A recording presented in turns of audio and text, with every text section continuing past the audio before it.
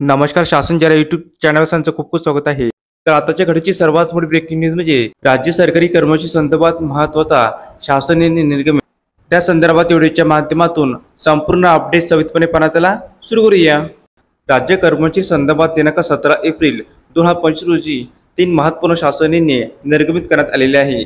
त्यामध्ये कामानुसार हुद्दा व हुद्द्यानुसार वेतनश्रेणी, पदोन्नती, बदल्यांचे अधिकार प्रत्यार्पण करणे संदर्भात अशा 3 विषयावर वेगवेगळे शासनाने निर्गमित करण्यात आलेले आहे.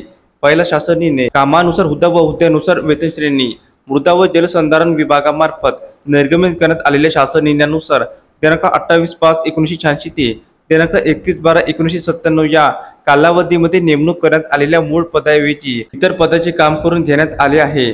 तसेच मूळ पदाचेच वेतन देण्यात आले आहे. अशा कर्मचाऱ्यांना आता त्याच्या कामानुसार हुद्द्यानुसार वेतनश्रेणी लागू करण्यास सदर शासन निर्णयानुसार मान्यता देण्यात आली आहे. सदर प्रकरणी श्री भामरे मुकादम यांनी सन 1987 ते 1997 या काळामध्ये लिपिकाचे काम केल्याने त्यांना कामानुसार हुद्दा व हुद्द्यानुसार वेतनश्रेणी लागू करण्यास मंजुरी दिली आहे. इतर विभागातील कर्मचाऱ्यांना देखील होणार लाभ. तर इतर विभागामध्ये देखील एखादा कर्मचारी आपल्या मूळ पदाव्यतिरिक्त दुसऱ्या पदाचे काम 2 वर्षापेक्षा अधिक काळासाठी करीत असेल तर त्याला अतिरिक्त कामाचे वेतन दिले जात नसेल. अशा प्रसंगी सदर कर्मचारी हा न्यायालयात दाद मागून कामानुसार हुद्दा व हुद्द्यानुसार वेतनश्रेणी मिळू शकणार आहे. पदोन्नती.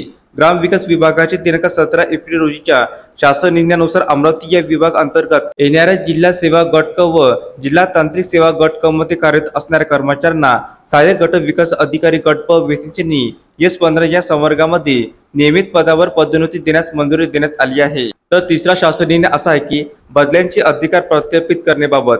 गट अ ते गट संवर्गातील अधिकारी आणि कर्मचाऱ्यांचे बदल्यांचे अधिकार प्रस्थापित करण्यासंदर्भात कृषी व पदून विभागामार्फत महत्त्वपूर्ण शासनाने निर्गमित करण्यात आलेला आहे.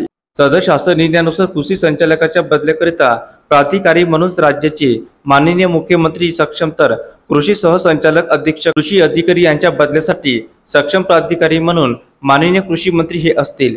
तसेच सामान्य राज्य सेवा गट अ तसेच महाराष्ट्र कृषी सेवा गट ब व महाराष्ट्र कृषी सेवा गट ब कनिष्ठ मधील अधिकारी आणि कर्मचाऱ्यांची बदल्याचे सक्षम प्राधिकारी म्हणून कृषी आयुक्त हे सक्षम असणार आहे. तर गट क कर्मचाऱ्यांच्या बदल्यासाठी विभागीय कृषी सहसंचालक, तर गट ड संवर्गातील बदल्यासाठी जिल्हा अधीक्षक कृषी अधिकारी सक्षम प्राधिकारी असेल. असे बदल्याचे सुधारित अधिकार प्रस्थापित करण्यात आले आहे. तर अशा प्रकारे सरकारी कर्मचारी संदर्भात अतिशय महत्त्वाची अपडेट या व्हिडिओच्या माध्यमातून आपण पाहिली आहे. जर हा व्हिडिओ आपल्याला आवडला असेल तर चॅनलला नक्की सबस्क्राईब करा, लाईक करा, कमेंट करा आणि असेच नवनवीन अपडेट्ससाठी शासन जरा यूट्यूब चॅनलला सबस्क्राईब करायला अजिबात विसरू नका. धन्यवाद.